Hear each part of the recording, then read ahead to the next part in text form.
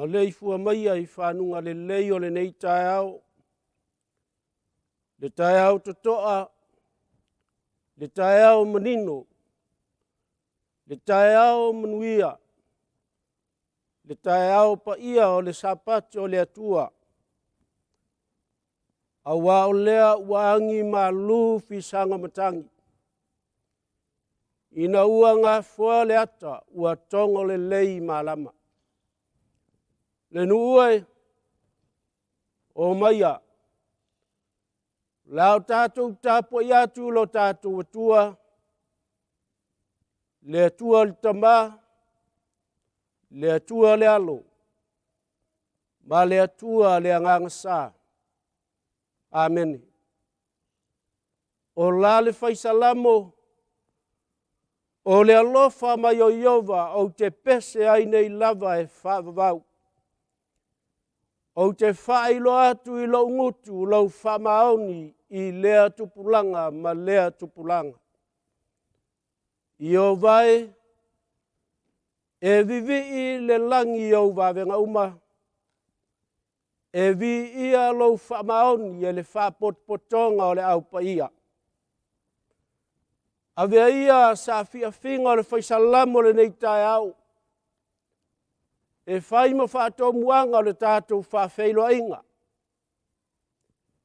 Avea ai lo leo e whai ma fufonga tau moli moli. O le nei tua le tātou ngā luenga. Sydney, New South Wales, Sister Division. E avatu ai le ao le whawheilo ai. O le ao le whatalofa. I se o tātou ngā luenga ao le laulangi. Le suai o lana wauna te tai o le mata ngā luenga. Pasta, whawalii, tāvita, whaalelei, ma le wharitua i alua tolu. Ai tainane le pa ia o lau whai ngā luenga. Le mawalunga o le nofu ato o le nei tua le tātou ngā luenga. O te ofu alofa ma whātalo whātu le nei tai au. Si o tātou ngā luenga o au. Mai lava i maunga titele. Se ia pa ia maunga iti. Mua na u whātalo whātu. I lana o auna taitai o le tātou ngā luenga o au. Pasta Alaimana, Willi Papu, ma le wharitua i atiana, ma le nofu alo. Whamalo li tau atai. Whamalo whai o le whaiva. Whamalo li pae. Vi ia le alofa ma le anga le lei o le atua. I anga le lei le atua i lau sunga le te iau au ma le wharitua. Maua lo ulua ma alosi le tino. Sili sili i la le nganga.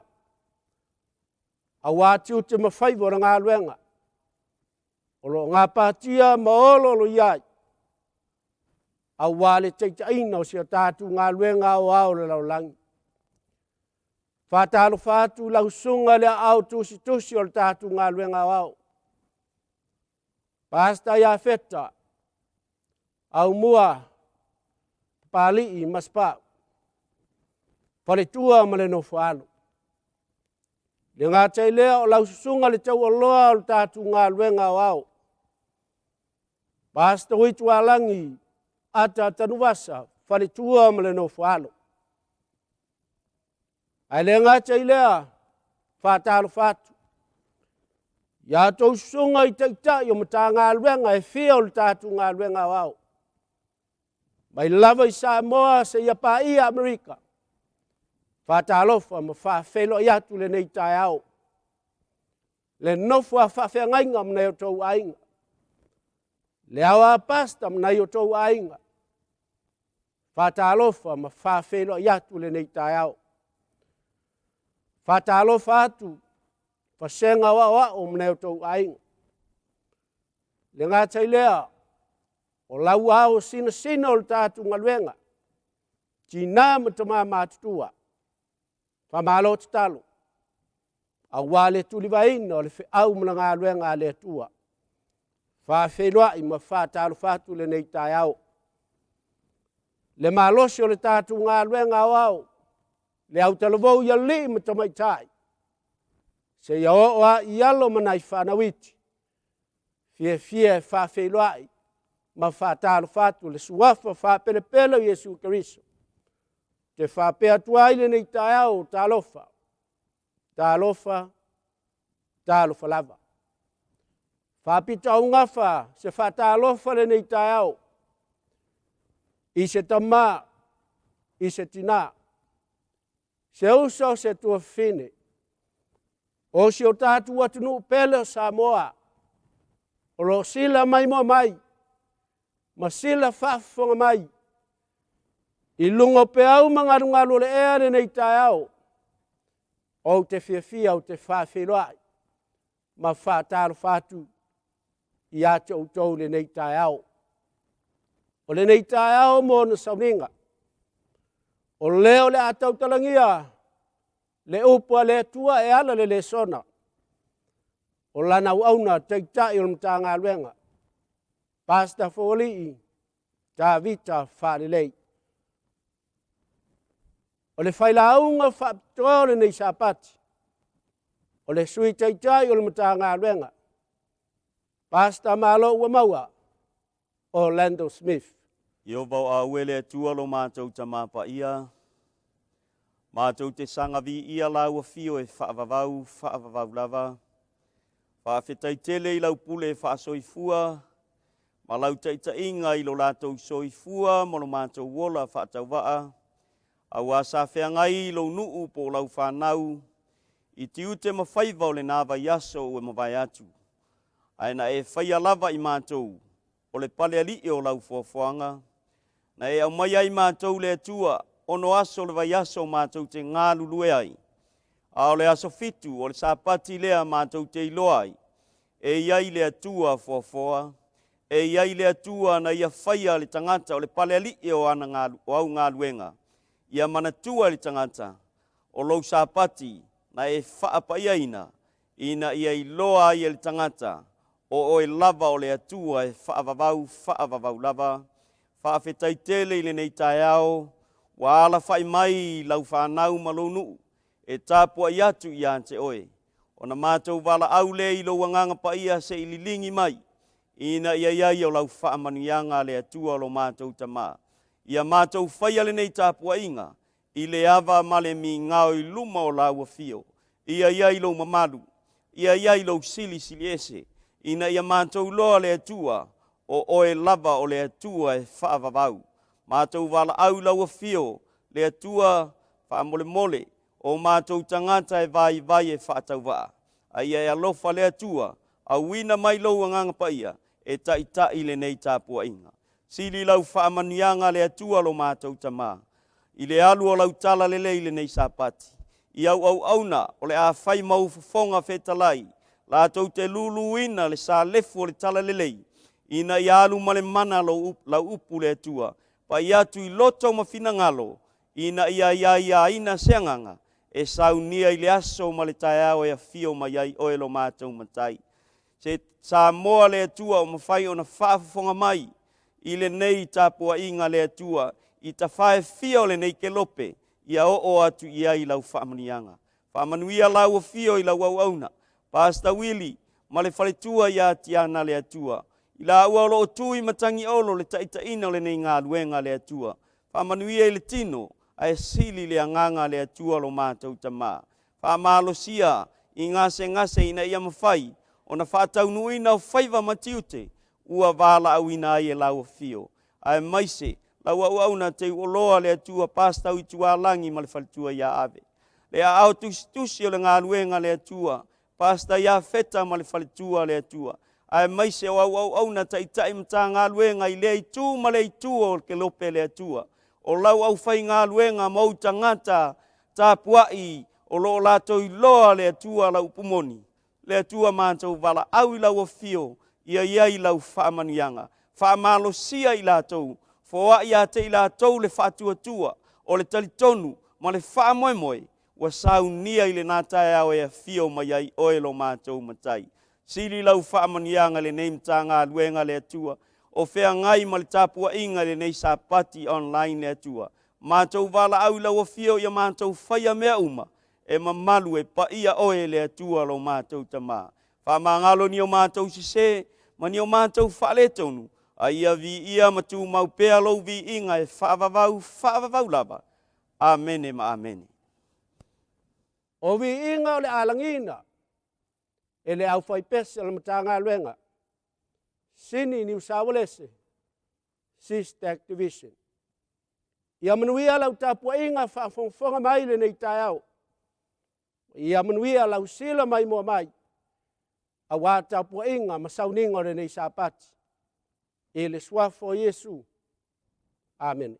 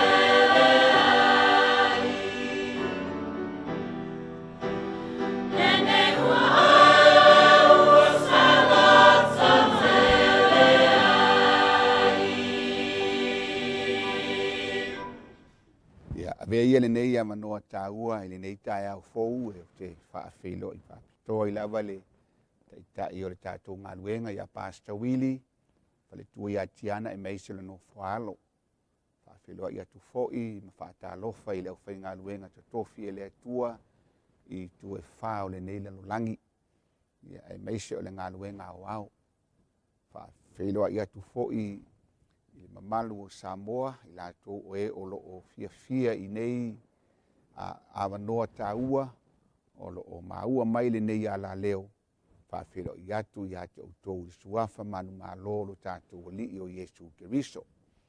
Ia ai o te le i whea ngai ma le tātou le sona o le nei sapati o le au saunia ma taita ia i tātou e ala i le tātou tatalo.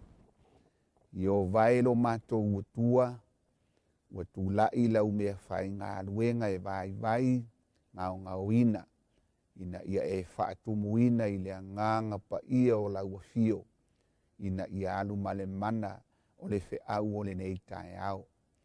Pa ia tu fo i le au fia ia iai lau whaunga le li ie ma lau whaapa ianga le atua le lantou whalongo i o mātou whalongo ma le manino a o e wheta lai mo i mātou. Whaamanuia la mātou mafutanga i le nei tae au ia vi ia lousu a whai whaavavau lava. Amene. Ma amene. O le mau au tū o le tātou le sona o le nei tae au o lo maua lea i le Ioane lona mata upu e whā evangelia a o lona whai upu nai luas fulu ma le tolu. O le whaitauina o le mau au tū o le nei tai au. A eo o mai o na aso o nei fo i ai o e tāpua i wha maoni la tau te tāpua i le tamā i le anganga ma le wha maoni au a o lo sa ili le tamā i e tāpua i wha pēnā i a te ia. O upu manino ia Yesu a o whetaia ia i ma le whawhine Samaria i lunga o le vai. Na tau atu o Yesu i le whawhine a iaini tangata o lo sa ilia e tamā. O tangata e tāpua i wha maoni i a te ia i le anganga ma le wha maoni. Au a o lo sa ili le tamā i e tāpua i wha pēnā i a te ia. Whai mai le ale au tū o le sona o le nei tai au. Vaenga whaai o le mau. Au a o lo sa ili le tamā i e tāpua i wha pēnā i a te ia. The Father is looking for anyone who will worship him that way. O lona winga, o le tapua inga i le atua, e le tapua i le awala a le tangata, e le tapua i tale tonunga po o tū la fono a lotu, e le tapua i uputu, na masani mai ai. Ai tapua i le awala a le atua, fai mai o lo sa ili le tama i e tapua i whapena i a te ia i le awala. O le fisili la, o le a le awala. Tapua i whamaoni le tama i le anganga ma le upumoni. Tapua i le upumoni e mawhai ona e wha le liwina le whamaoni i le upumoni. Tapua i le upumoni. Lea le upumoni. E tolu mea e tā ua o le upumoni. Tāpua i le me whai mai a Yesu le upumoni. O le ale me wheta lai mai a Yesu o le nā e whai. O le ale mea lona lua e tau o le upumoni. Tusi pa ia. E tāpua i le me whai mai ai le a fionga a le atua. Le a fionga a le atua. Aisea, le anga o le upumoni. E tāpua i mausiusita i e tausi tū la fono a le atua le upumoni.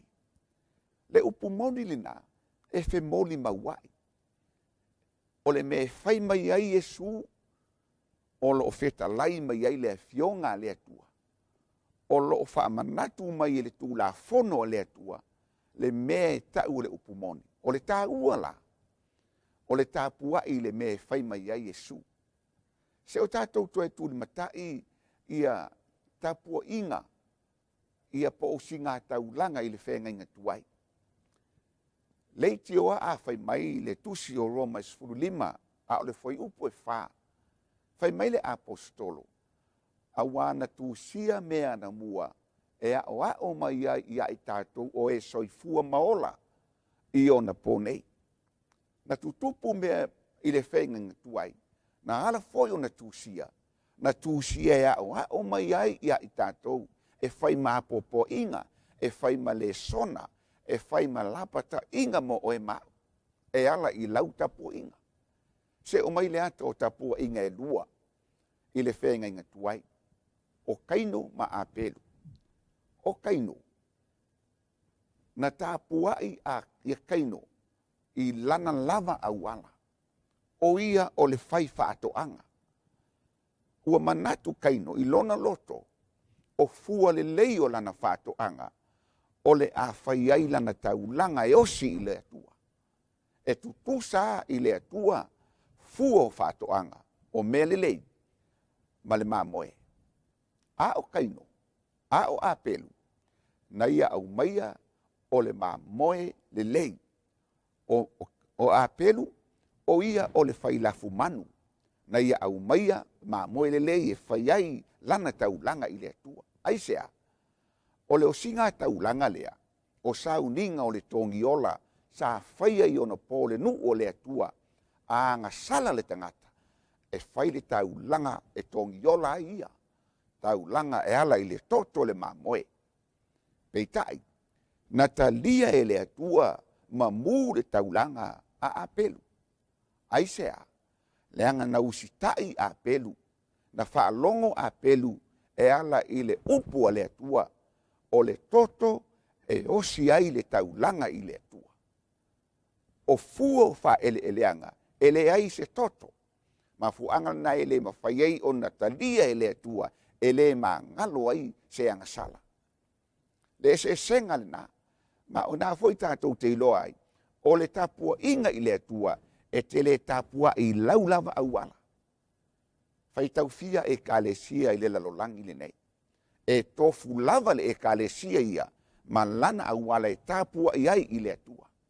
Tapua i uputu, tapua i tu la fono ma polo i ngā lotu, tapua i au ala tangata, a ua le tapua i le au ala le atua. O le toto le manu, e osi ai le taulanga, ina ia mangalo. O lona winga, ua toi wha manatu mai ia i tātou, le nu o le atua ma le au wha fonga i le nei tai au. E tā ua le tapua inga e usitai i le upumoni le me whai mai a Yesu. Tāpua i le tuspaia, le me whai mai a Yesu. Tāpua i le tū la fono, ma usitai i le tū la fono, i le me whai mai a Yesu. Ma fuanga na le na feta lai a Yesu, le luka e ono, fast food ono. Sea ea le me ta ua ia ue au tou, le ali ie, ai tou te le whaia mea, o te whaia tuai ia te au tou. O a mea, sila fo i tātou, le au whaafonga fonga i le tai au nei. E te whaitau le tū la fono o le atua, whai mai le tū la fono e wha le atua, ia e mana tua, le aso sa pati e te whapa ia ina. O aso e ono tou te ngā lulu e ai ma whai aia o tou ngā luenga umalawa, a o le aso fitu o le sa pati ia i ova lou atua. Le ale meu tupu lo tātou lalolangi. Wa la foa i ese le sa pati, wa soli pala le sa pati aso fitu o le atua, a wa tausi le aso mua mua. O le fesili, o aina whai mai ai. E tausi le aso mua mua, le vai aso le sa pati le nā. Ele ai o le pule a loma pope na ia tausia ai ma ia wha mawina le aso mua mua e whai maaso tāpuai i le atua. Le ua o uma ia lotu uma a ua la foa i le upumoni e le o whai mai ai le tuspa ia e tausi le urua i aso ua na o le aso fitu o le sapati ia Iova le atua. Pai fora utou le tā ua le nā tāpua i le upumoni le mea e whai mai ai Yesu. Tāpua i le mea e whai mai ai le tuspa ia. Tāpua i le tū la fono pe usitai ma tausi polo inga ma tū la fono a le atua. O le vaenga lua o le tātou le sona. O le tangata o le upumoni. La tau te le whetuna ia le upumoni. The truth cannot be compromised. E le mawhai e le tangata o le upumoni ne whetuna ia. Leanga o le upumoni a ia. E moni e wha maoni. Pe mawhai o ne wheliwai ma whesuia i le tangata. E sui lava a e le suia e le tua lana upumoni. E te tau ona tātou tāpua i ai. I le upumoni a le tua. Sile le lua le kolonito. Sfutolu foi upe valu. Fai mai le upole a apostolo. Awa mātou te le mawhaia se mea e le tatau ma le upumoni. A o mea e tatau ma le upumoni. Samoa, ai mai se le e kalesia o au. Le tua i ngā tangata le nā le mana umia e le atua. Le tua i ngā tāpua inga le nā o lo mana umia o lo fia sila ia i le atua. O tangata e le whaia se mea. E na te le whaia se mea e le tusa ma le upumoni. A o mea e tatau mo le upumoni. E tatau ma le upumoni o mea na e whai. a fai ua fai mai le upumoni le afioga le atua po o Iesu o le asofitu o le sapati ia Iova le upumoni lenā ele o se upumoni se aso muamua o le vaiaso silasila foʻi tatou le faamaoniga lenei a tatou ō ia Iesu le vaia fai mai le epelu e sefulutolu fai upu e valu o Iesu Keriso e le liu lava ia o ana nafi o le aso e o lava i le faavavau lona uiga a fetalai Iesu o le sapati a sofitu o le tulafono e fā le atua e le isuia Iesu ma e leʻi avea foʻi lona maliu e mafai ai ona toe suia a ua sui e le tagata po o le pule e le tagata ia le tulafono a le atua fai mai e le liu lava Keriso o ana nafi ma le aso e o lava i le faavavau faafoga i le tusi o Malaki fai mai le Malaki e tolu a o le foi upu na e ono auā o a'u o Iehova ou te lē liliu o le mea le ua le fa'aumatia ai outou le fanauga i Iakopo o le atua e lē sui o le atua o ana nafi o le aso e o lava i le fa'avavau mafuaga lana e lē liliu le atua e leʻi suia e le atua se tulafono e leʻi suia e le atua se mea ma e leʻi avea foʻi le maliu o Iesu ma mea na sui ai le tulafono o le atua faafoga le tusi o matai o 5 foi upu e valu sefuluvalu sefufitu sefuluvalu aua tou te manatu o ou sau e tatala le tulafono ou te leʻi sau e tatala a ia faataunuina e mavae le lagi ma le lalolagi ae lē mavae se iota se fasi mai taitusi o le tulafono se ia taunuu mea uma sa moa ma lau faafofoga i lenei taeao e leʻi o le ae tumau le lagi le ae tumau mea uma a o le upu o le tusi paia e mavae le lagi ma le lalolagi e lē mavae se iota se mataitusi o le tulafono o le atua faafoga le vaega lona tolu o le feʻau o le vaega lona tolu o le feʻau o e fetuuna ia le upu moni e lē o ni tagata o le upu moni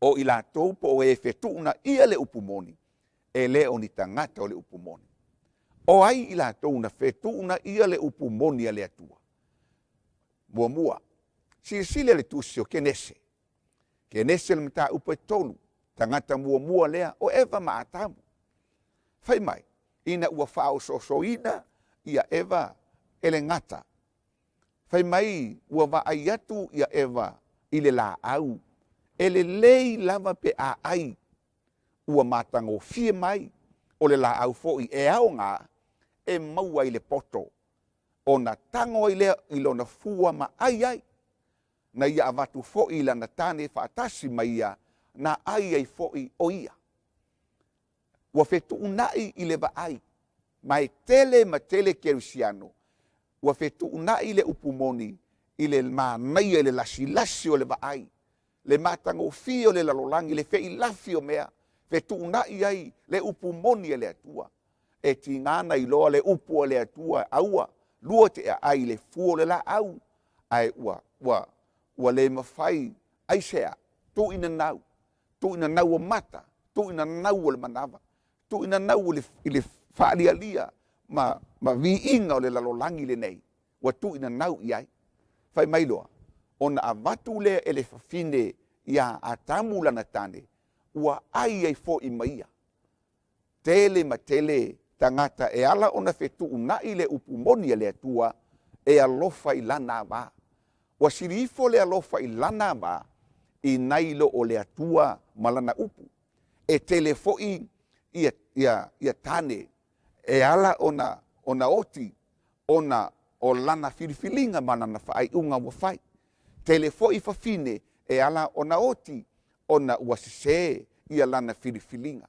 ae o le tāua lea o le faamanatu tagata na ia fetuuna ia le upu moni lea ua lai ona oo mai ai le oti ma le faafanoga i lou tatou lalolagi o le tagata lona lua o le tagata na ia fetuuna ia le upu moni o le tagata e igoa iā Samasoni o Samasoni, o le nā seri o le atua.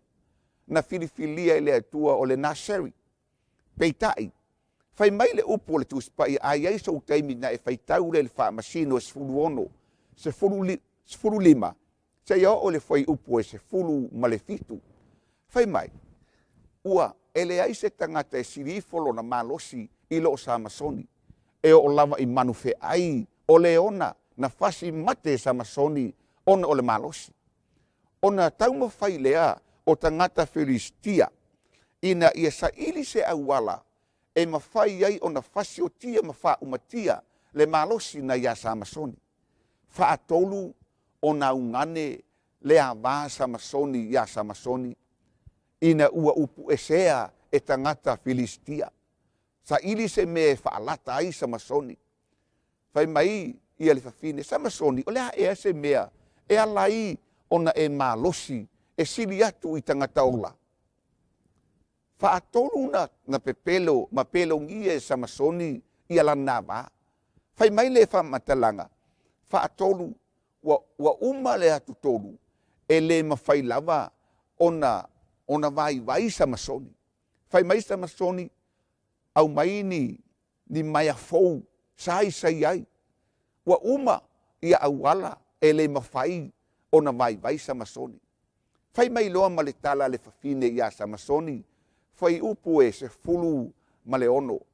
Ua o ina whaati ngā ia te ia, i lona whai mai ia so uma, ua na wha tau ana wina o ia, o na wha vai ai lea o lona loto a oti, tele ma tele ia tane, tele ma tele ia tamā o ulu a inga, e ala o na vai o le tua lalo o tina. Peitai, e o lava ia i tangata o le atua na wha vai lona loto. O na o le ine whai upo e se fulu ma le fitu, whai mai, o na tau atu ai lea i a te ia o lona loto uma, whai mai le tala Samasoni, o au, e sao na oti lo ulu, o le mafua anga le o lo umalo si anga. Ai a oti lo ula ulu, o na mwhailo le o na vai. Ua ngalo ia Samasoni, o ia o le nā selu ia le atua. A ua whaasili lo nā lofa le whaatau ana uane o la nā wā.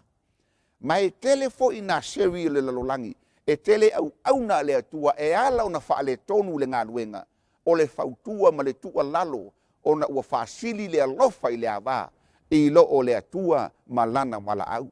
Mai tele le au whai ngā luenga, a le lei na whiriwhiria i le atua, ua whaale tonu, ua le tau lau o le wha moe, e ala i le au nanga, ma le wala au pa ia le atua, o na ua whaasili le awa, e tā ua tele la, ia le tangata e nate le whetuna ia le upumoni. Ia whaafonga i le tusio ngā luenga. O le tusio ngā luenga me tā upu e lima. O le tangata lo na tolu le nā. Anania ma sa whaira.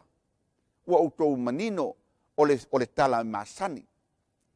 Ina ua uma o na ofo e Anania ma sa whaira ia le la whanua pe a whaatau, pe a tau lia. O le tupe uma e ave i le au apostolo, e whau ai le ngā luenga.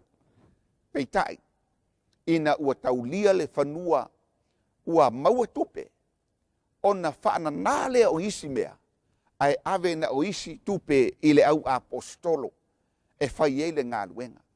Ai whai mai le upu a Petelu, na o le pau le o le whanua, o le tau o le whanua, ia na o le pau le nā. Whai mai le upu o le apostolo, se ale mea ua whaatumu ai e Satani o ulua loto, e pepelo ai le ngāga pa ia, ma e tuu ai ma oe nisi mea o le tau le whanua. Te reo taimi, e ala ona tātou whetuna ia le upu moni, ona ua sili ae ia te oe le oa malita mau ainga. Ua e le usitai, ma ua e le muli tai, i lau polomisi i le atua, i lau tautonga i le atua, na e ofo atuai. Aisea, fetu unai ina ua vaai i mata o le tupe. Fetu unai, pene ofo i atu, e fetu unai e tangata, ina ua maua mai aisa na mea. a whai o tangata o lona a inga, o lo iai to tonu o le port, wa au maile i unga e te tau na malolo, leanga o lai sori tu la fono. E tinga nei loa, e sao, ai le ma whai o na wha malolo ina, ai sea, leanga a whai e le tau iai, e maua mai eisa na mea, po o tangata o lona a inga. E whetu unai pe a whai o lona a inga. E whetu unai pe a whai o lana uo. E whetu unai pe a whai e maua mai ai ia le tamau a inga. Le tā ua lala nā o le whe aua le atua le tae au le nei. E toi wha manatu a tili mai ai ia te i tātou. O i lātou o e whetu una ia le upumoni. E le o ni tangata o le upumoni. Sirisila ia tangata lona wha. O le tangata lona wha na whetu una ia le upumoni. O le tangata le nei o Saulo. O Saulo na filifilia ma whauina e le atua. E whai matupu o Israelu. Peitai. Wa la foa i e le atua ia Saulo. O le fesili ai sea na la foa i ai e le atua. Na awina e le atua ia Saulo e whau matia a meleka o tangata sa whai mawhili o le nu o le atua. Peitai. O le upu a le atua ia Saulo. Le aise manu, le aise tangata e te whaasauina. Whau matia mea uma. A ua le au aluatu Saulo. Whaasau mai manu, pepeti. Whaasau mai le tupu. Ia maa mai luma. Iluma o le nu o le atua. A o whaafofonga le atua. Ma sisila fofonga o le atua le mea ua whaia. Whai mai lo le upo o le atua. Samuelu. Whai ia Saulo. Ea. E tusa ea ona o fia i taulanga mu. I lona fia i le whalongo i le siu fofonga i ova. O le whalongo e sili lea i le taulanga. Ma le usi tai. E sili lea i le ngao o le mamo e poa. E tā ua le tāpua inga e ustai i le atua. E whaalongo le me whai mai ai Jesu. E ustai le me whai mai ai le tūspaia. E ustai matausi tū la fono e se fulu a le atua. Whai mai loa le whai upo e lusu wha. Whai mai ai lea o Saulo ia Samuel. Wa o wanga sala.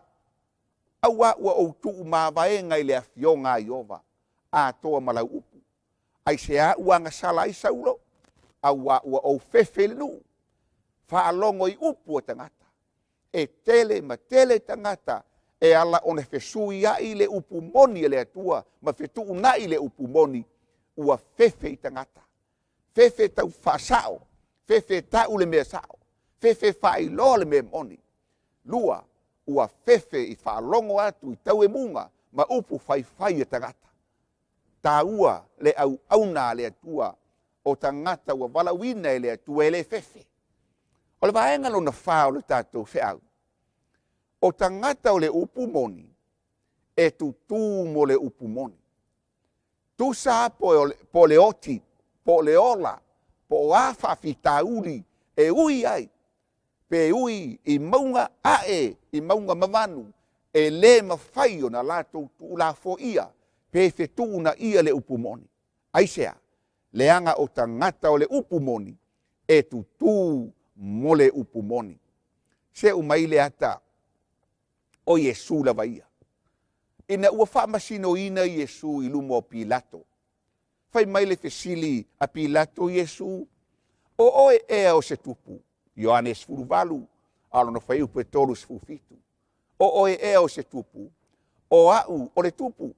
Whai mai le upo Yesu. O lea lava. O au o le tupu. O le mea le nei na whanau mai ai au. O le mea fo i le nei na o sawai le lalolangi. Ina ia o moli mau i le upu moni. O i latou umalava o i le upu moni, e whaalongo mai i latou i lou leo. Lora winga, o tangata o le upu moni, e whaalongo i le mea, i le leo e whai mai ai Jesu. E whaalongo i le mea e whai mai ai Jesu le upu moni. O lona winga, e ala ona le whaalongo tangata i le mea e whai mai ai Jesu le upu moni, e le o ni tangata o le upu moni. Ai loa ngō fie tangata o le upu moni e tutu le mea e fai mai ai le upu moni. E whaalongo le mea e fai mai ai le upu moni. Whaafonga lea. O le tangata lona lua. O le tangata e ingoa i ai e fata. O i e fata. Sa ia osi le lana ia tautonga i le atua. Sa polo misi i le atua e. Whaafonga le whaamasino e sfutasi, tolu sfulu, tolu tasi, tolu wha, tolu lima. Whai mai ia le upu ai e fata. Io vai. A whai e te tuina mai ia le whanaunga a moni i lou lima. O le taimi o te fo'i atu ai ina ua o manu malo o se e uru fale mua mai le whaitotoa o lou fale. O ia le nā e avatu e whai ai au tau langamu i a te oe. Peitai ina ua whataunu e le atua ia le polomisi na ia polomisi mai ai i a te ia. Ua manu malo ona fo'i atua i lea o i e fata.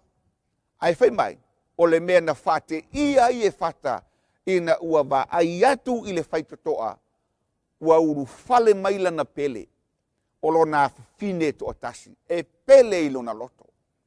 Pangalea, whai mai le whamatalanga o le mea ua o ia i e fata, whai upe toru wha.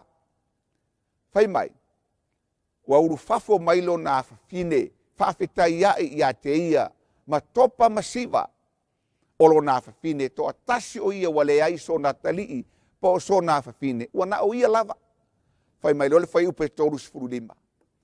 Ua i loa atu o ia o na saeile e ia o na ofu. Ua whai atu au e lo uafa fine ua e matua whaati ngā ina au. O lo ua e whaatasi ma e whaatu atu vale i a te au. O au fo'i. Ua ou tautala atu i a Yehova. Ou te le mawhaia o na whaafo'i mai lau upu. Io e. Ua manatua e fata. Le polomisi na ia polomisi ai i le atua. O lea ua whaia e le atua lo na manao. A o lea ua fo'i atu. A o la ua whaatali i le atua. I le manaonga na ia polomisi mai ai. O se uru fafo mai lo ufale o ia le nā. Peitai. E tā ua upuna na tautala mai ai ia i e fata. O au fo'i o te le mawhai o na whaafo'i mai lau upu. Tangata o le upu moni. E tū le upu moni. Po o le ola, po o le oti, pe o ona, pe suamalie, pe whaingatā, pe tinga. E tūwa i le upu o le atua. Leanga o le upu i le upu. A polomisi i le atua. Whai. Tele ma tele. Tātou e na ona e polomisi i le atua. Whai e le atua me sili. Au mailo a ingai i atunu i fafo. Maua ngā ruenga le lei. Ua ngalo i ate oe. Lau polomisi na e polomisi ai i le atua. A o le tāua lea o le toe wha manatu a tili mo i tātou o tangata o le upu moni e lātou te lefe tuu na ia le upu moni. O le tangata lo na toru lātou te lefe tuu na ia le upu moni o tama mai saiuta. Sakaraka me sako ma apetiniko. O tama ia. Ina ua iai tonu o Papelonia. O tangata e mata tau i le atua. O tangata o le upu moni. E usitai a Yesu le upu moni. E usitai le fionga le atua le upu moni. E usitai tu la fono e se fulu le atua. O le upu moni le na. Fai mai wa fatu e Nebukadnesa. O le tupua aulo. E aulo mai lava lo na ulu. Se ia o lava i ona lo fivae. Fai mai ma le fatu nunga Nebukadnesa. A auto fa longo loa i le leo le kitara. Le pu. Le whaaili. Ia outou whapau ma ifo. Ifo i le tupua na uwhaia. Le tupua aulo. Whai mai le whaamatalanga. Ina ua whaalongo i le leo le whaaili ma le kitara. Whai mai ona whaapau lea o le nuu maifo i le tupua. Ai tutu mati le tila i tama i e tōtō. Ai sea ua le ifo ai. Le anga o tangata o le upumoni. E le ifo ni atua ese. Le anga e malama i le tū la fono o le atua. E usita i le tū la fono o le atua. Aua e te whaia se atua ese yaunuma. Ma e ifo i ai. Tangata o le upumoni. E le wha matatawina. Wa ave atu tamalia i lumo le tupu. Ma whai atu le tupu. Tani e tolu sifuru ma le ono e o sifuru ma le vadu. Le tupue. O tangata nei wa le yava i ate oe. Wa le usita i le upu. Wa le ifo le tupua na e whaia. Peitai. Ona avatu lea o tama ia i lumo le tupu. Whai atu le tupu. Se ale mea ua utou le usita i ai ia ufolanga ma utu la fono. Ifo le tupua na ufaya pe autou whaalongo le leo le whaidi. Whai mai le whamatalanga. Wa watu tama nei, ai whai mai le tala sakaraka me sako ma apeteniko. Whai mai. E lea o ngā o na mātou tali atu i ate o ele nei mea. Se fulfitu. A whai o lea. Ua ma whai alo mātou atua, mātou te au na iai, o na lavea i mai ia i mātou. Aile o ngā umu. E mua le afi. Na te lavea ina mai lava i mātou ai lau pule. Tali e tangata o le upumoni e le fefe. Whai mai le tala le tupu. Oi, tau te le iloa ea. Ua umona wha aasa le o ngā umu. Se tase le whaalongo mausita i le tū la fono le tupu. E tongi le o ngā umu asa. E muai. Whai mai le tali. Na tali mai ei tama whai upa suru valu. Ai peitai a le o lea ia e sila fia e oe le tupue. Ma tau te le au na i au atua. O le tupua au no foi ua e whatuina ma tau te le ifo i ai. Ai sea, le anga o tangata o le upumoni. E tāpua i le atua i le anganga le upumoni. Ia Yesu. Tāpua i le me whai mai ai le tuspa ia. E usita i le tūla fono a le atua. Tangata o le upumoni le wha mata uina. E tinga le vai atu le mata o le pelu. E le ngutu o le whana. Po le tau po le ai lava. E le fo i ai. Ai sea. Wa sauni ola. Oti mo le li. Te manatua le tala ia e seta. Whai mai o le tala ia e seta. Ua au mai le aveai o le awha umatia ia saiu tā uma. Whai mai le tala a e seta na whai ia Moretekai. Moretekai alu e wha mau popo ia saiu tā uma. Ia outou ana popongi matatalo. A o au. O le au alu e wha mau popo la ungalu teine. La matou ana popongi matatalo. O lea au atu i lumo le tupu. E ui lava ina le i whaaloaloa mai. I le to'o le tupu i a te au. Ai o lea au alu. Pe o te alu. Pe o te ola. Pe oti ai. Le tā ua lea. O le tautinonga e seta. Tangata i le fefe. Le tangata na auala mai ai le whaolotanga mo saiu tā. Ai sea. Tangata o le upumoni. E tū i le upumoni. Ola. Oti. E le popole i se me tasi. A le tangata lo na wha. O le tangata le nei o Paulo. Le apostolo na filifilia e le atua. Wailo e le apostolo. Tusio ngā luenga e luas fulu. A lo na whai upo e luas ufa. Whai mai wailo e le apostolo. Wa tau mai e le anganga i a teia. O lo whaatali mai no noanga ma pua ngā i a teia Yerusalema. Ai whai mai le upo le apostolo. Le whai upo e lusu wha ai o te le manatua se tasimea. O lo ulawa o la foi o te le nau iai. Se ia o wha uma lo umomo e male ori. A toa i le whaiva ua o maua mai le li o Yesu. O te molitino le tala le lei o le alofa tunoa o le atua. Le tangata o le upumoni. E le wha matata uina i se mea. e le whaatauina i upu, e le whaatauina i mea o le lalolangi le nei. Ai tū e tusa o lona wala awina. Peitai, o le whaamanatu a tili le nā, mo oe mau le a inga filifilia o le atua, sa moa oe umawhaura whaafonga mai.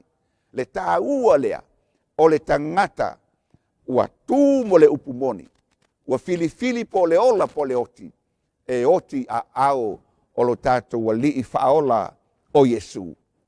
O te manatua le toi taimi o Yesu, i lunga o le maunga o olive, i le pō muli le nā, na o ia mauna so, whātonu o na tatalo a Yesu, ma fo i atu, ma wa aia o na so o lo o momoe, whai mai le whai upu e luas, mātai o e luas fulu ono tolu sfulu iwa, ua maliu whai titi atu i luma, whaapa u, whaoa i lea o ia matatalo, ua whape atu, lo utamae, a whai e mawhai, ia e ave ese le ne ipu i a te au, ai aua le whaia lo uloto, a o lou fina ngano.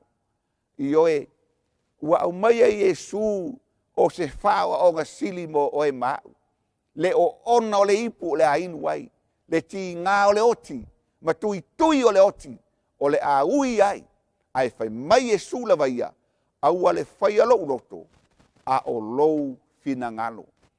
Le a inga o le atua i le tae au le nei, ma lau whaafonga mai Samoa, e le o toe umi, e le o toe mamao, le aso o le a toe ui ai lo tātou pāneta, i lo i mata malingi, i le tāwhi toto ai o ala o Samoa, ma le lalolangi atoa, e peia o na ui mai i taimi pōngi sā o lo tātou lalolangi, sa ui mai ai le nuu o le atua, na whase o tia i le pule, le fo la tātou toe ui ai, o le ao o le taimi, o le a whaamalo si ai le tāpua inga o le aso sā, le tupua auro lea le lalolangi, o lo o ifo to ele i ai le lalolangi, whaamalo sia i lātou uma, o e o le a le ifo i le tupua auro, le ata o le aso sā, o le aso o le pope, le pule alo ma pope, o le a fasio tia, ia i lātou o e o le a tāpua i ai. Peia o na ui ai le nu o le atua, ma fasio tia ai, ia tangata o le atua, e to e ui fo i ai lo tātou paneta, i le nei vai tau o lo o soifua ma o tātou wolai. A o le fe au le ua mai, o le fe au o le tāpena penanga, ina ia mawhai o na tāpena i lo uloto, ina ia saunia, mo le aso ia fio mai ai lo tātou matai.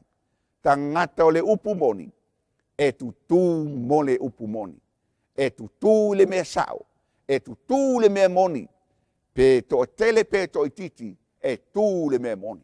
Mai le ata o Elia i lungo le maungo o kalamelu, o le mea tupu, wa au mea whaatasi perfeta a saira ma paala, wa la tutu, e o lava i le nuo Israel wa fuli, la te lango ina, le tapua inga i le atua o le atua po paala. Peitai, e lei avea le to tele ma auala na aua i le atua. Ai e ui lava ina to tele, peitai e tu le atua i le memoni. I lato o e tapua i le memoni. Tapua i le anganga ma le upumoni. Ia Yesu, whaafonga loa lea, i le manaonga o kaio.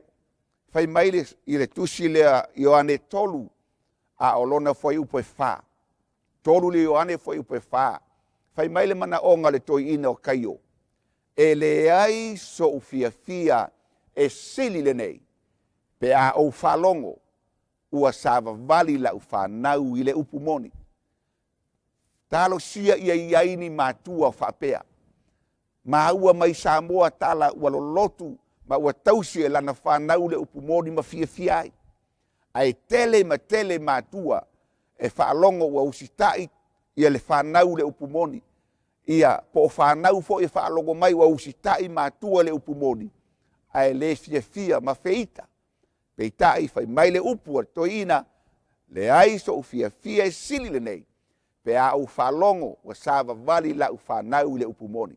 E tele whanau ua mai fafo ua fai o latou loto na o mai Samoa o lelei o langa a ua leai se alofa ua sili le ava fiafiaga o le lalolagi tigana faalongo mai matua o lai fai le lalolagi e lē popole i ai ae faalongo mai loa ua liliu le upu moni a le atua e felelei mai ave ese a latou fanau a latou matua i le upu moni mai le upu akaio e leai so fiafia e sili lenei pe a au faalongo ua sa vavali i lau fanau i le upu moni Samoa maise le ekalesia aoao a le atua ua tatou oo mai nei isi ui o le tatou le sona o le fesili o ai i latou e fai mo i latou le lagi ma le ola e faavavau e te taili le fionga a le atua fai mai le upu a le fionga a le atua po le autū o le tatou le sona i le taeau nei aua o loo sa ili le tamā i e tapuaʻi faapena iā te ia tapuaʻi faapefea tapuaʻi le upu moni o tagata la i o le upu moni o tagata o le lagi e fai mo i latou tagata ia o le a tatala mai ai faitotoa o le lagi le Isaia e 2:8 fai mai lona foi upu e lua ina tō mai ai outou o puipui ina ia uru fale mai ai le nuu ami o tonu o ai le nuu ami o tonu o e tausia le mea moni paua ia o tagata e o i le lagi o tagata na tutū e tausi le mea moni po o le ola po o le oti e oti a ao o le atua fai mai loa o le mau autū o le tatou le sona o le taeao lenei aua o loo saʻili le tamā i e tapuaʻi faapena iā te ia agalelei mai le atua molimoli atu i outou finagalo mo tatou loto o le feʻau e ala mai le sona o le taeao lenei ina ia mafai ona fai ma ai fai ma oso i la tatou faiga malaga a o tatou savavali atu i kanana faalelagi ia faamanuia tele le atua i lau faafofoga o le aufai le tatou tatalo faafetai le atua i lou agalelei faafetai feʻau e au maia o feʻau timaʻi o feʻau lapataʻi o feʻau foʻi e fai ma faasiliga malosi o feʻau foʻi e mafai ona matou filifili ai ma le tonu ma le saʻo mo lauafio ma lou finagalo ma o lou finagalo le atua o loo e saʻili mai iā i latou o e tapuaʻi atu iā te oe i le agaga ma le upu moni tapuaʻi iā te oe i le agaga ma le upu moni ia e agalelei le faafogafoga mai o Samoa ae mai se laugaluega aoao nuu atu i finagalo ma faamoemoe o le feʻau o lenei taeao ia faapea ona iai lau faamaniaga mo i matou uma faamanuia i matou uma o loo mafai ona maua lenei a laleo faafetai lo matou atua i lou faafofoga mai amene ma amene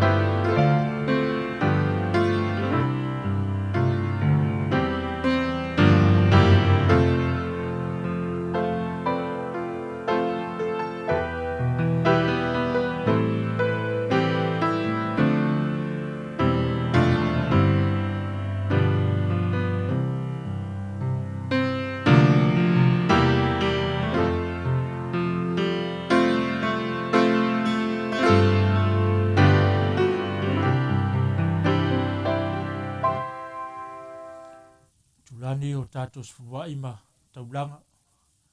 Malawatu le malwhaloalo sunga tia kono mo le lātou vaenga le nei tai au le sapati. Pe whaoa tangata mea le atua. A o tou whaoa o mea. A ua o tou whai mai. Niao niao mea ua mātou whaoa. O tou whaoa mea sifua ia o tou mea. A toa mataulanga. O matua whawhanoina o tou wale nuu malava. A wā o tou whaoa o mea.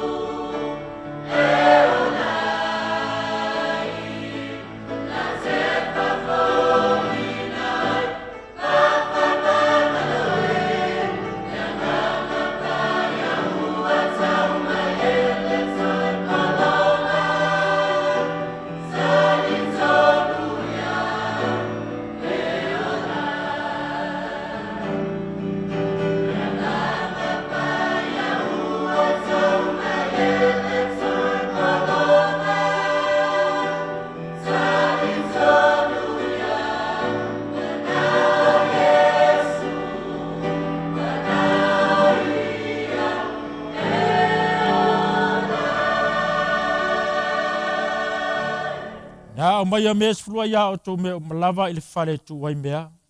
Ine ia iai me ai lo whare. Ma ia o tō tofa mai a te au le nei mea. Ua whetalai mai ai o wau au. Pe o te leto ina papuni o le langi mo o tō. Ma sa atu le manuia mo o tō. ina se ia sili on tele.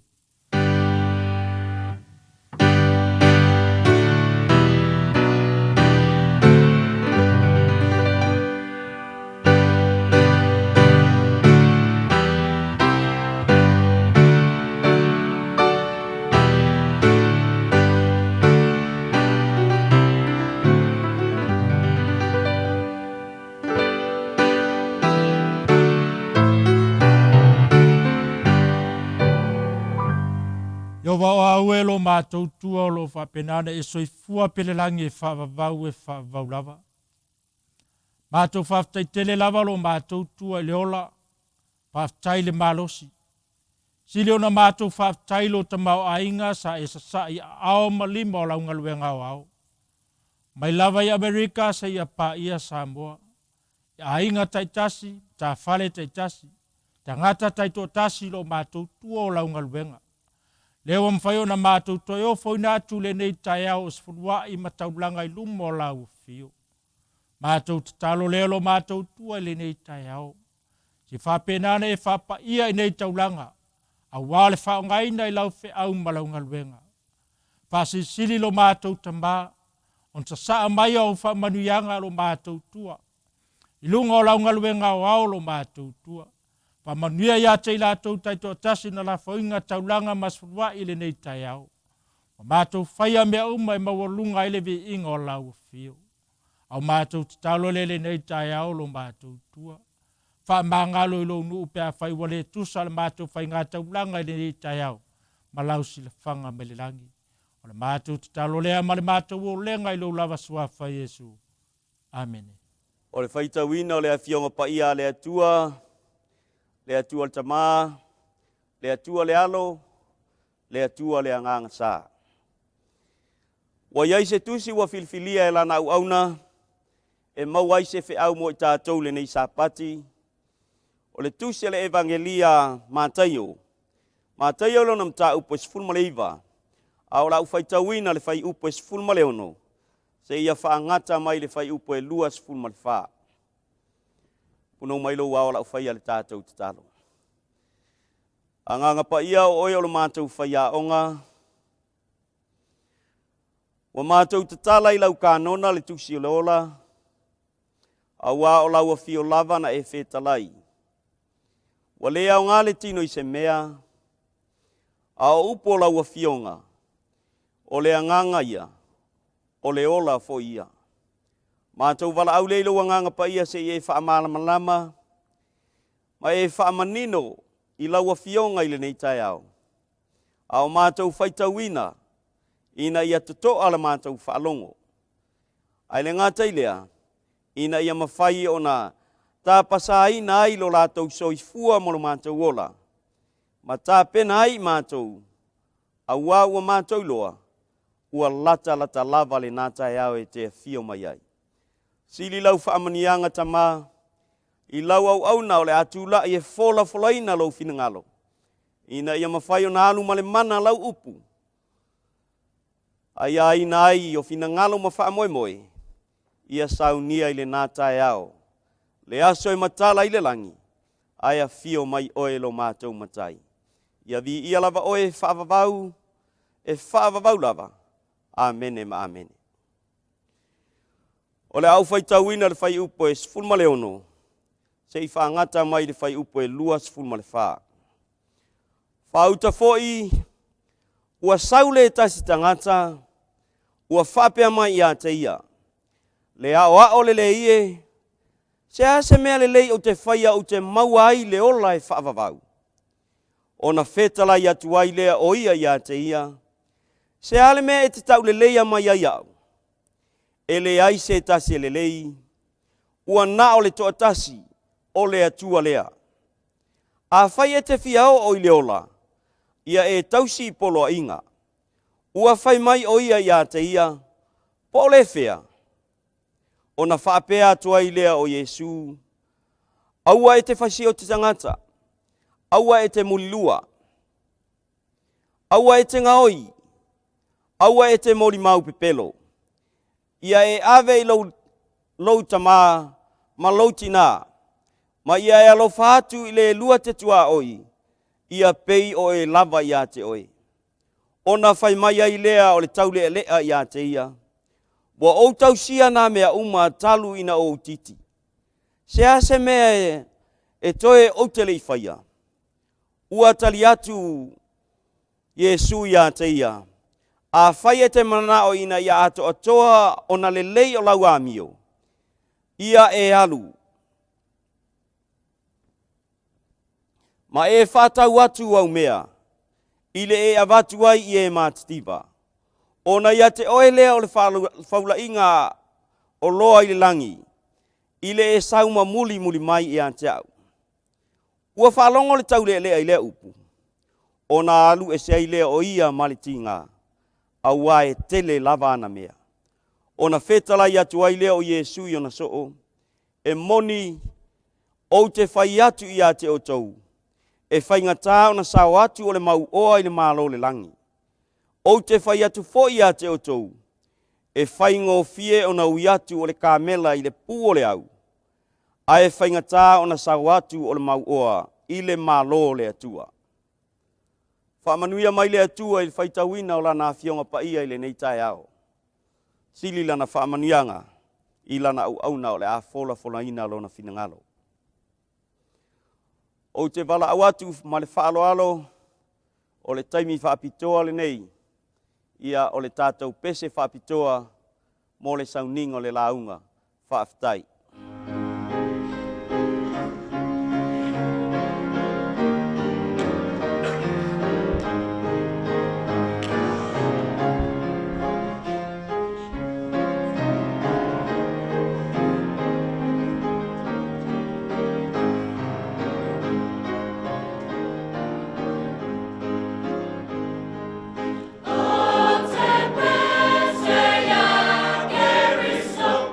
Ua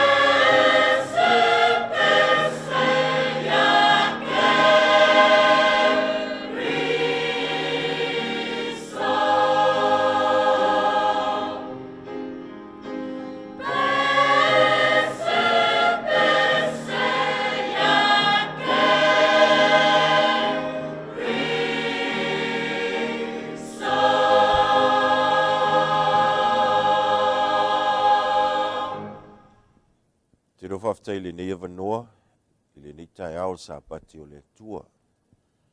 Te lo o antu le whaafilo inga, ale te to ina o le nimta ngaluenga, i e whaasopoli ai le whamata e fia o le ngaluenga au au.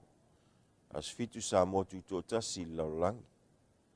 Ia nana to e whaatalo whantu le nei tai au. Ia maila vailana o ne te ita ia Pastor Willie. Papu, whalitua mali no whaare. Ia ringa te lea lau whainga luenga te tofia le tua. Mai tafa o le ngaluenga au au. Ia ringa te lea so se tasi o wheo na mai mo mai. Ia ile nei sapati. Ia matatu moli mauina le sapati o le tua. Ia nei tai au le antanto wolo i se whiau. E maua mai ai se manatu au tū. O le whiau o le launga o le nei tai au. Ia e ale le fiong pa ia le tua. O le amole manatu au tū mo i tanto le nei tai au. E maua le tani elom ta upe ono wha upe lima. Whapero ni whaita wina. O na whapea atu lea o ia tangata. E le maua e i tātou se mea le anga i le nei tani elu. Pe a whai tātou te le maua se mea i ante ia. I le tūla fono alona atua. La puno milo wala o sau nia le talo. E a manta il fina ngalo le tua le nei tai au. Io va uelo mātou ta mao li langi. O e au le tua fofoa na e whaia le langi malau langi a se ono. O e whaia foi o le pale li o lau fofoanga o le tangata. Mai whatuina i le aso fitu o lou sa panti pa ia. Ina ia mawhaina i loa le tangata soifua e iai le tua fofoa le langi male lau langi. E i loa whapewhia, e i loa e ala i lou sa panti. Le neo mātou whaatino ina i le nei tai ao. O sauninga i la ua fio. Ina ia i loa ai o na mātou wawa i ante oe. Le nei tai ao la awhia ngaila o auna ma le whiau. E ala i le launga. O le antu le i la ua fio whaongaina le mea whainga luenga. Ina ia whaatumuina le tumu antoa ma i ante oe. E le ngata e manino lo fina ngalo. E mawhai o na saunia ai se nganga. Mo le aso e te fio mai ai. Te tala lantou whaafonga ma le mātou whalongo. Whaau ui mātou uma. No lo lava suafa ua o le mwala au tuai. Amen. O inei o lo au mai ai. Ile tusi leo tani elo mta upe ono. Ina uma lava na osfa ia mfatu ilaloina o papio nia me taimpersia. O le tulai mai leo o le malole o me taimpersia. Fa mai le fiong pa ia alentua. Ua tofia ele tupo tariu. Fa mai ese lau luas fulu ali isili. Ele ngata o ali isili. Fa mai o ilantu e pe o matai po fai pule fo. Pe a whalanta ma temine. Ele ngata ilea. Fa mai ua tofia i matangata e tontolu. E ta ua o tangata o ali isili sili. E la vea ila matani elu. O tani elu. Sa ta itai ma mai whaatanga tau taua. Ina ua whaato ilaloina. Ma pulea e papio ni ele lalangi. Ma mai le whaatanga tau taua. Ina ua whaato ilaloina Yerusalema. Ma mai e matani elu. A tau lea lea ia. So, ma vaela papio nia. Awa tu lai mai me taimpersia. Na tō fiele le tupule Ontario. Ali i e se laurua sifuru. Matangata sili sili. La ve matani elu. E wha mai le fiong pa ia le tua le tani elu le mta upo ono. E fōlinga mai. E sili antu lava tani elu. I tangata umaya. Pole ma lo matangata o filfilia e le tupo Ontario. Wa mata leo na yele lonto leanga ia li sili mali sili. Ina ova ai atu. Pe o manatu fa apito ia le tupu o ta riu ia tanielu. E manatu o tanielu. E leo se tangata o meta in Persia. O le tangata ma le ta whianga o saita. O na tau mawhai leo la wali ia. e sa ili se mea e mauai tani elu. Whamai ua lātou sue i tū la fono o le malo. Ua lātou vāvaai, pe iaia se mea, e sasi ei tani elu i te tonu o le malo me taim Persia. Ua whiula wali i e sue, e leise me mauai, whai mailo le tala la wali ia, tu te lo antou, ai whai tau le ngana Britania na e tusi antu. E whamatala i whai mai, a whai wale e maua i se tū la fono o le malo, lona winga, tātou te maua tani elu, i le tū la fono a lona atua. Se me sa mene mo Yesu. Lona winga, e tau mai a te tātou, ma o le tusi leo tani elu, e whamatalai, e pule ao le atua i le arolangi. Aisea, ona na tū lai mai malo, ma whaale le atua ia Nebukadnezar, le tupo o Babilonia, le miti, e tū lai mai lea malo, ma lea malo, ilona taimi whaatūlanga ina, ai e pule le atua, i le taimi e tū lai mai ai, ma e pule ao lava le atua. Nau mai le mana tangata leo tani elu, mai le taimi o Babilonia, se i o mai me taimi o me taima Persia, na matua whaahea e le atua tani elu. Mai hoi tono tula fono me taim Persia, ma tula fono Babilonia.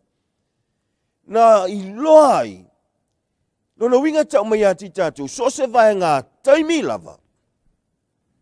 Ma so se mā lona tula i mai e pūlele laulangi. Na iai lava tangata o le atua. Ina ia whai loai le fina ngalo o le atua. Tani elun tula i mai le temi o me tempe, si man tua le temi in whaatu ina ele tupua. Na alan whaatu ele tupu o Babilonia, ia le tupua, ina ia whai loa i le lalolangi, ele aise se eifo i sesi tupua ese, na le tasi lava le tupua. Ele aise se eifo i sesi atua. Aina matua ali ai, ia Sataraka me Sako Mabtiniku. Ma wha iloa e le atua i antani elu. Ia iloa e Nebukadnezar. E iai le atua le langi. E pule i atua uma. So e ho mai fo ila le temi o me temi Persia. Ino o vai Babilonia. Sina tau sa ili. Aina wha e lava e le atua tani elu. Ona o le tangata o le atua. E wha iloa i tutonu o me temi Persia. E iai le atua soifua. Whamai o sue la wali ia. Ma lātou tau mwhaifo le saili, e iei se mea e tau valea i tangata neo tani. Wa whiu e su e tū la fono le malo. A e tasi lava le mea na o yo lātou mawhawhau. Oisea, o tani elu, e whamai tustu singa, e iei tāpua inga fo i e whaapau e o i lātou watua, i tu tonu o lātou malu malu. E i fo ma tāpua iai, e le alu i tani elu. E i loa e tangata ia, a tāle sāpati o tani elu, e alu tani elu, e tausi le sāpati o le atua. Nona winga la, mai ai le amantanga, na whaailoa i le atua, e oi lava o nuu whaapau, na lātou pū lele laulangi, a e sa iai lava le tangata o le atua, i leva e ngā tau, ma leva e ngā tau, e whaailoa i le upu moni a le atua. Whamarera tusi o ngā luenga mtau po ilu sufa fa bisu tonu ma sufa. E o mai lava le temi o le ahu apostol. Whamai ia le upo le apostolo Paulo. Mai Paulo. Ina ua loka Paulo ma amai mai Yerusalema e ave Kaisaraia. Whamai leo o Paulo ia Filiki. Whebule su tonu. Se lantu te le mwhai fo i ona wha maunia. O ia mea o lātou mōlia iau. Si fesili ai, lau yuta ia. Pe iai se mea lātou te whaamau ai. Mea i o lātou au mai ai. Ai tō te iloa. E lau tū la fono se mālo na su e la apostolo. A o le tū la fono fo ia le atua. Na su e la apostolo Paulo. Lele fa mei Paulo. Se le tū la fono le mālo. Te le iso lies tū la fono le mālo. Ai nei lole e Filiki. Ia tangata ia iutaia, e mapu lotu tele. Mai ei loa. E lo se tu la fono le malole o mai Yesu e mai. A o le tu la fono le tua. Lele fe mai la apostolo Paulo tusi. Fai upo e suma le fa, fe mai. Au te tau tino atu le nei mea i ante oi. O te au nei le antua o mātou tamā. E tu sama le lotu anta ua i lante olea. O le lotu ua vavai. O lo tali tonu i mea umalava. Ua tu sia i le tu la fono. Te whaafonga lei.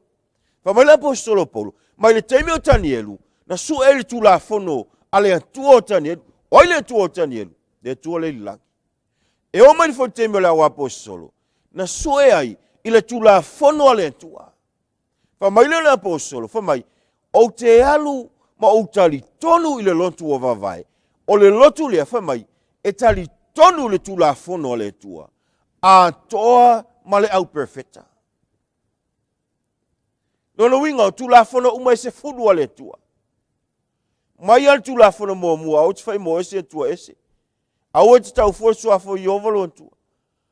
Au e te ifo se tupua. Tu la fono e fa. Ia e mana tua le sapati o le tua. O aso e ono te ngalue ai. Ale aso fitu. O le sapati le ia i ovalo tua. Au e te fai ese ngalue ngai tasi. O oe o lo wantali o lo wafine. O tangata ese mai au mau i antu ese a. Awana fai ele tua le langi malalangi. Ia se ono ale aso fitu. Na whaapa ia, whaasa, ma whaamanuia ia ile tua. Whamerela apostolo. Whamai o te alu ile kalesia. Po le lotu la te te tau sia le tu la fono. Tu la fono se folu ale tua. E au fia ai, ma le au perfecta. O le fionga ale tua. E usu sa ile upo ale tua. So mai ai la matanga.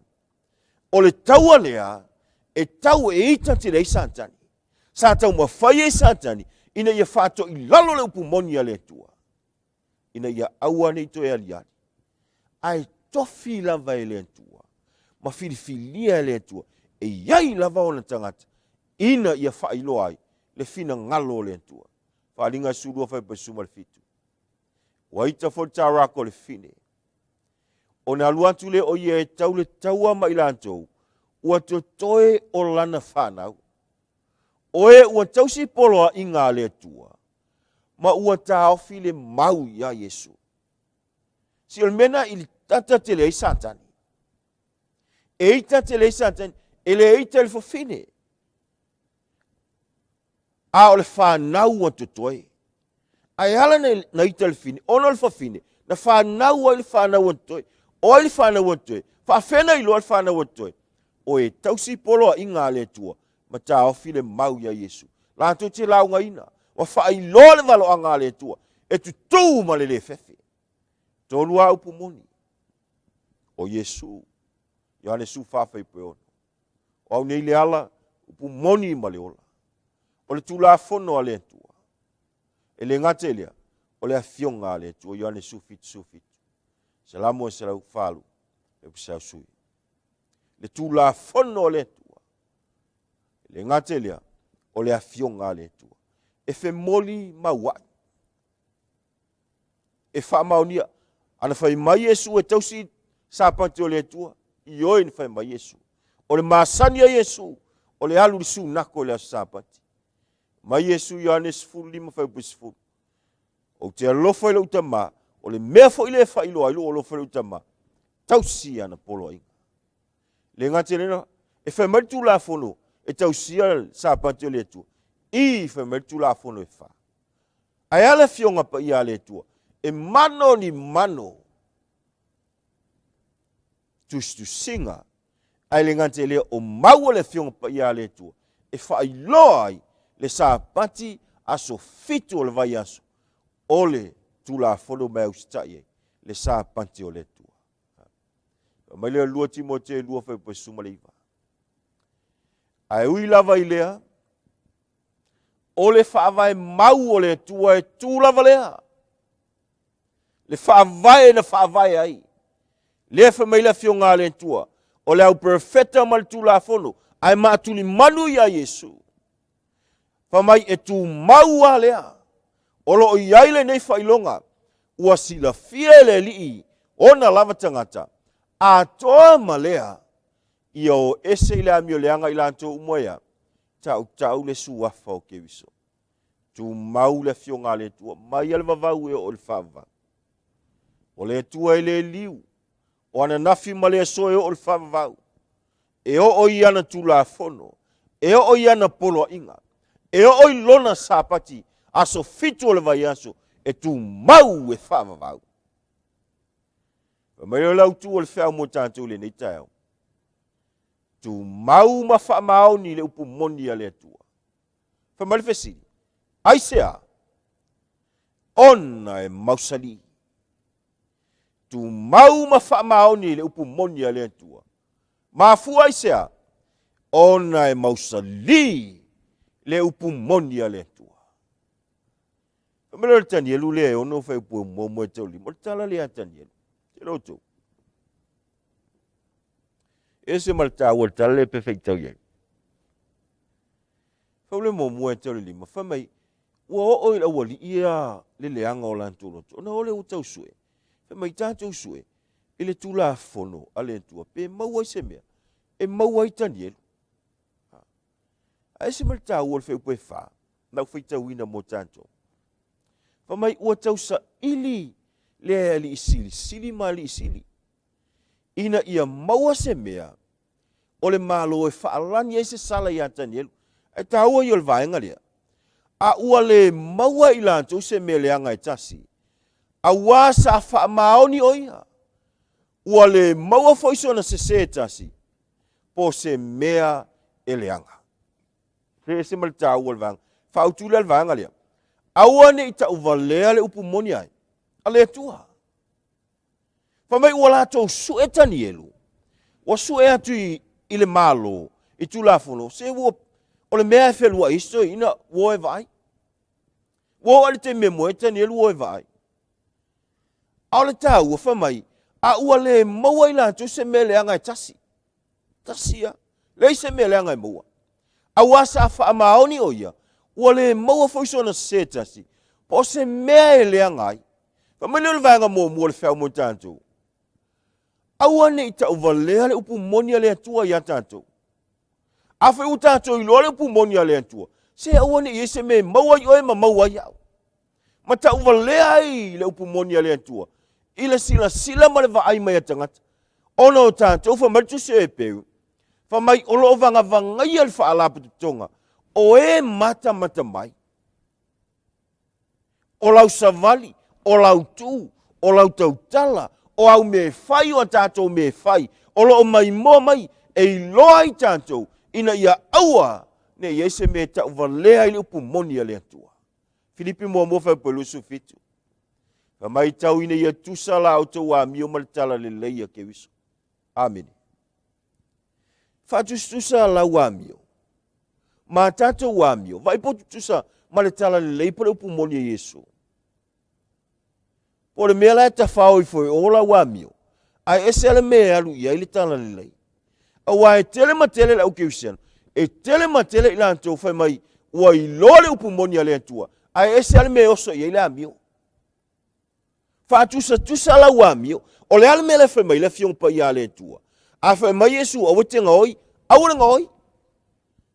A whai mai awara solia sa pati o le antua. Awara solia sa pati o le antua. Fa tusa ia ila wamio, ma tātou wamio, ila tala lei, ia tutusa.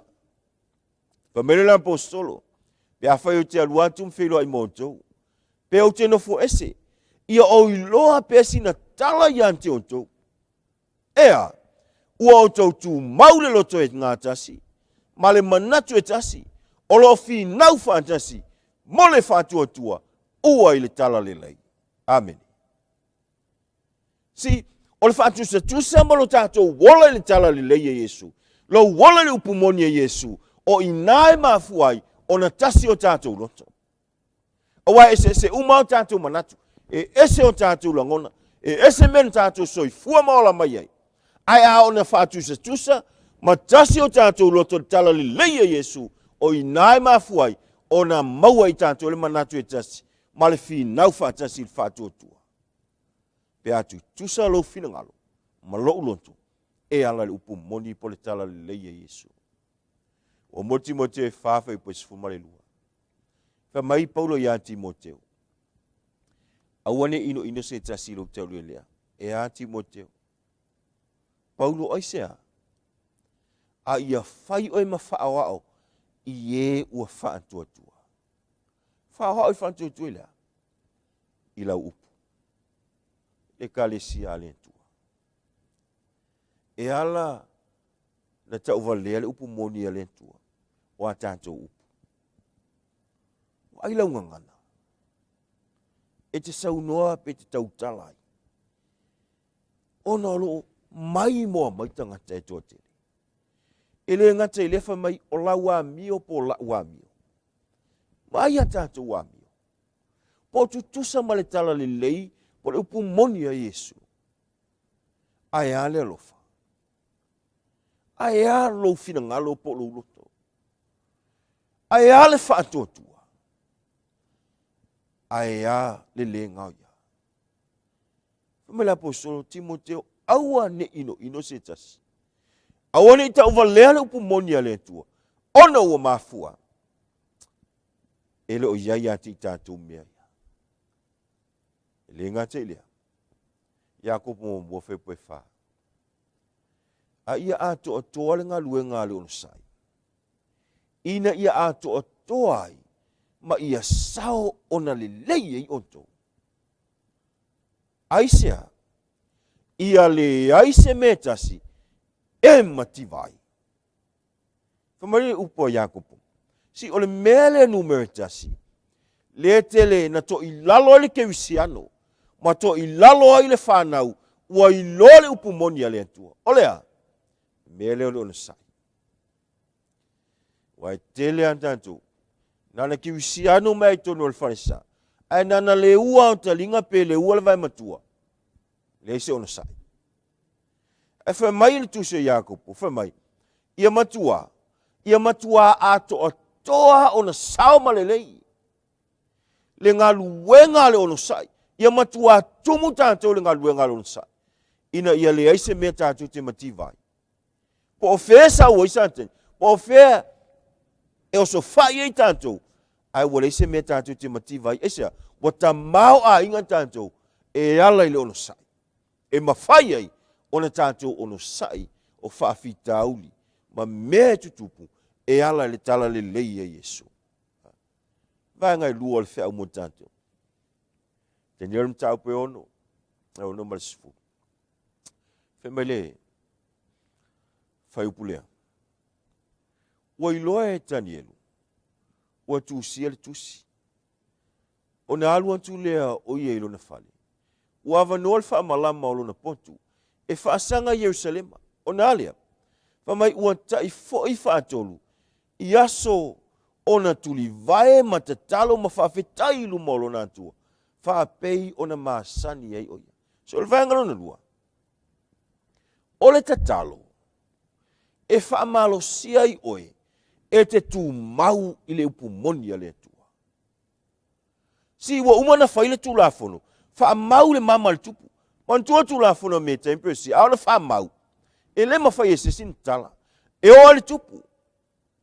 E le mawhai le tupu on toi tala. Pe ana wha mau i lana mama. Ale ta ua i al whai upu lea. Wha mai na i loa e tanielu. O laua whaile tu la fono. E le ia se whaasangai. O ia le whaasangai. Wha mai ale tu la fono. Na ole tasi ale tupu e ifo i aitangata umo me tempesi. A whai e eises i atua e ifo ises. O tangata na e lafo i le pao leona. Na i loa le e tanielu. E leise ona wha moe moenga. E leise se mwhaina to e sulu i hai. Na ole tasi ale tangata e i loa e tanielu. Se e iailo na atua soifu. O le atua le langi. O le atua e pule i mea uma. Waina na iloa whamai. Hae wāti le na te talo ta maro. Whamai ua fwoi whaatonu. Tae au, a uli, afi afi, ta talo. So le mausali o lon tātou iai le upu moni a le atua. Ma whaatu mawina i tātou, ma losi lau ta talo. Ta talo le tai au, ta talo le afiafi. Ta talo le au noa, le whamere tuso. Mo mo te Salonia, 5:7.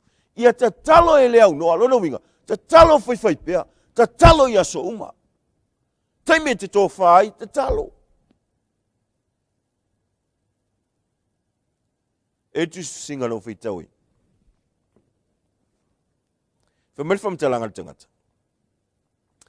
O le mele matua ita te reisa tani. O le tangata ai te talo. Ai sea, ono le te talo. O le loa, o le tātou fiso o tangalea. Ma lo tātou watua o le langi. Sina iloa e tani elu.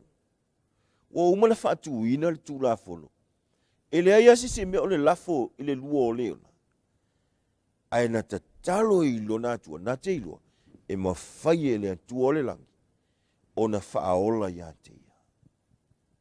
E whape nā le ngaluenga. Au ma le lalolangi neu tātu iai. Sa moa, pol whana o le atu. Si wamata o na whaatu tū la fono. E tasi le aso e tāpua iai. Sina amata mai lava le tau singa le asa. Sa tau o le aso sa. Sa o le ia, o le ulua iaso. O le ulua iaso, aso sa. Ai ate minei. Lau sui o le sapati. Si tau mawhai malo si satan. E sui le ingoa. Ina ia whaafetau i alo na aso tāpua. I le sapati o le atua. Ai le mawhai ei o na sui le fitu o le atua. O umana whaatuina tū la fono. Toi al wha malosia. Lea tātu te wha ai meo tupu ma meo tū lai mai. E wha ai loma i ati tātou. Ua sauni malo uma. O malo ma e kalesia. Toi al wha tau nuina. A le malosi ma le tū mau i tātou le tala leipo le pumoni Yesu. E ala i lo mafuta i le atua i le tatalo. Tatalo e le au no. Pe mawalunga, pe whaingatā, pe whaingofie. Ta talo i le atua.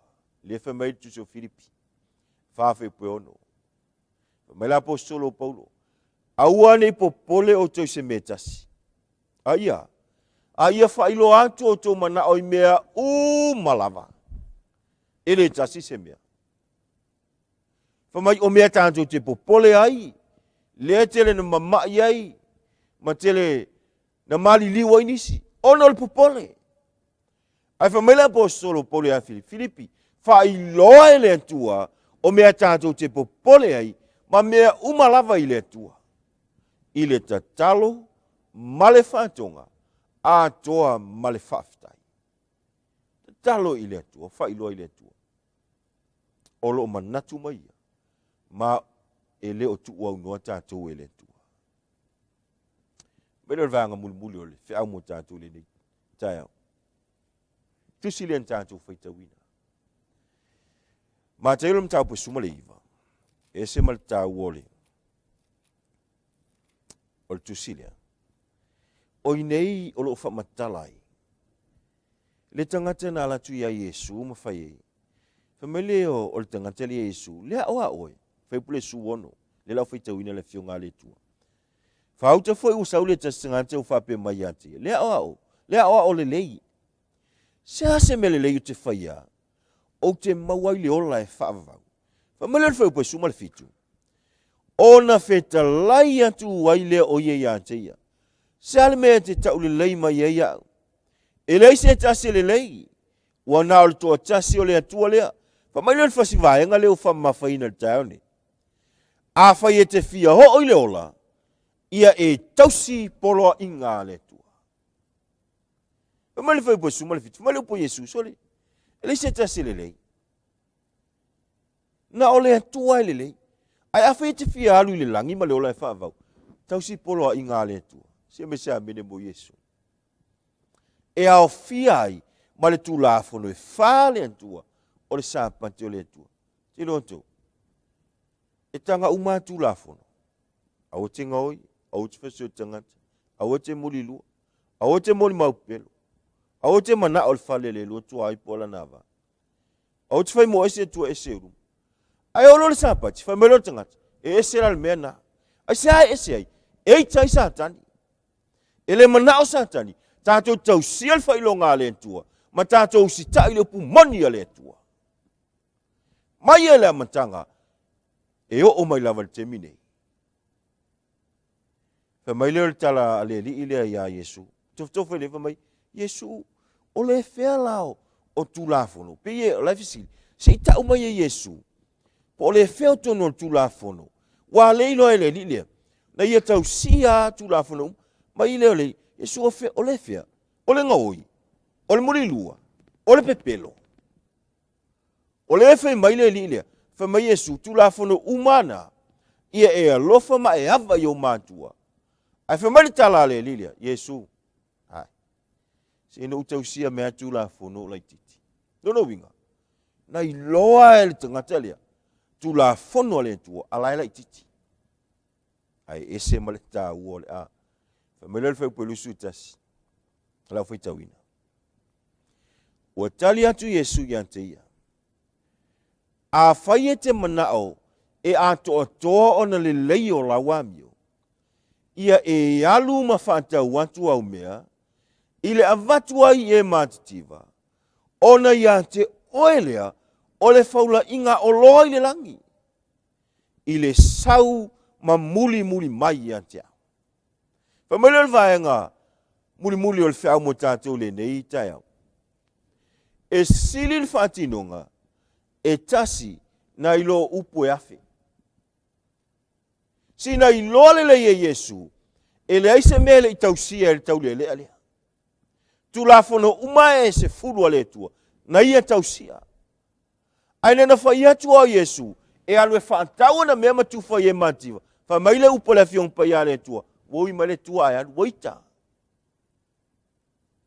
O le ale mele ngalo, le misi. E leo na o le ilo le upo le tua, ai a mawhaina ola ima, masavadi ai. E leo na o le ilo Yesu, mene wha mele mata e fitu whai po lusu tasi. Whai mai le upo Yesu, e tele ila atu e o mai antea, u le aso whai mai, leli ie. Mātou tele i perfetane e ai lo ungoa, mātou whaiva venga.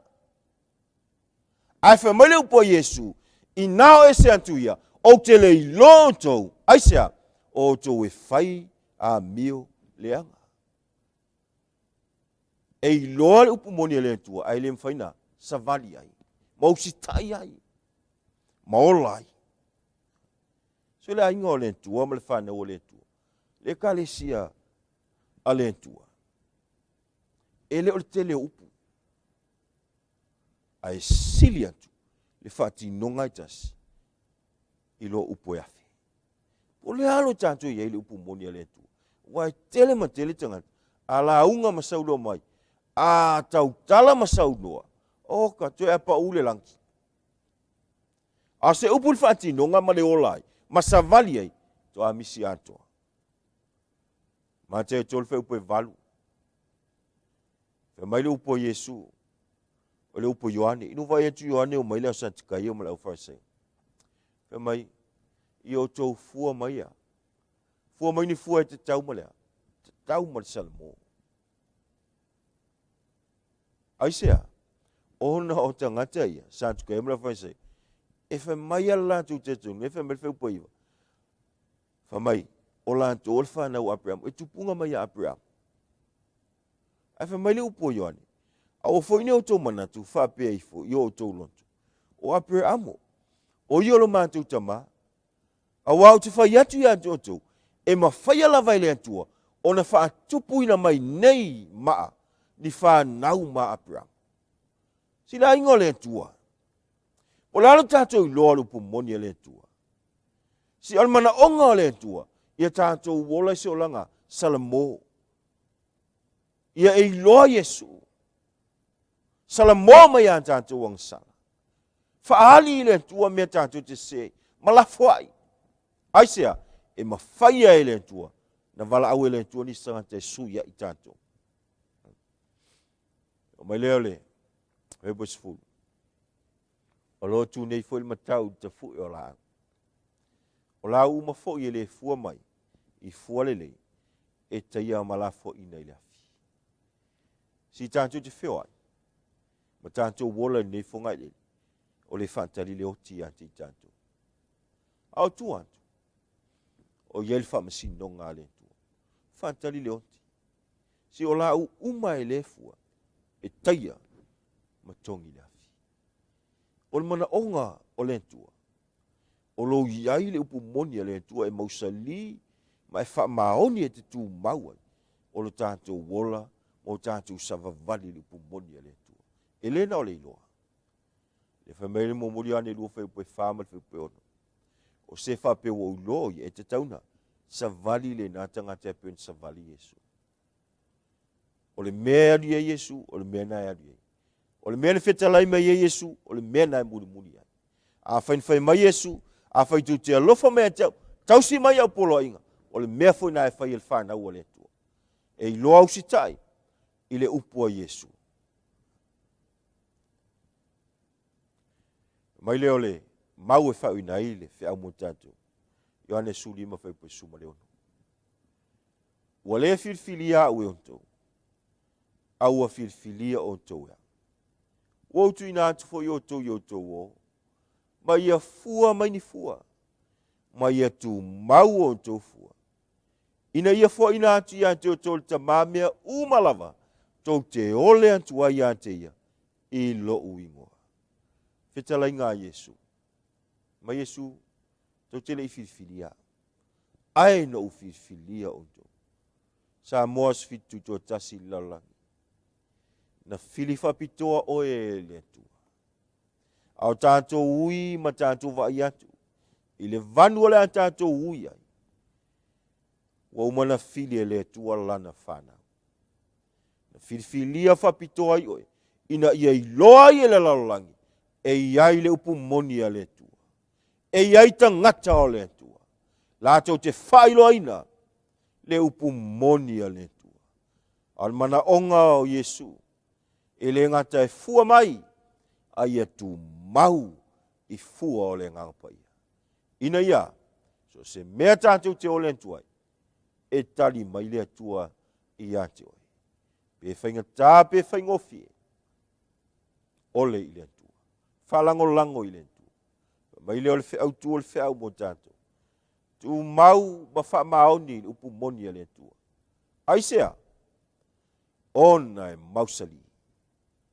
E le mawhai e se meo le ne soifuang. Pe solo mai maunga. Pe ma vaere ni laulang. Ai tu maua le mea moni po le upu moni a le tua. Ia iai whamnianga a le tua e lau whafonga. Soa fo Yesu. Amen. Lau sau nia le talo e whau nei. Le whea ua nei e tai au. Io va ue lo mātou ta mā o le langi. Au mātou vai antu le anta o mea wa tūlai mai. Na mātou ilo ai le anta mā. E moni a ma wha maoni lau a fionga. Le lo mātou ta mā ua e filifili ai i mātou. Mātou te ui ai le valu sa ui ma iai au au au. Sa tu la iai ma le fefe. E whai loa oe le antua moni e tuatas. Le alo mātou ta mā. Ia whatu mawina le nā loto i ante mātou. Mātou te tutu mawai. Ma mātou wha maoni e i lau upu moni. Se i o lava i le aso e te fio mai ai. Whamanuia mai ma whaatotoa e la ua fio mea umalava. No lo lava suafa uole ma vala awa tuai. Amen.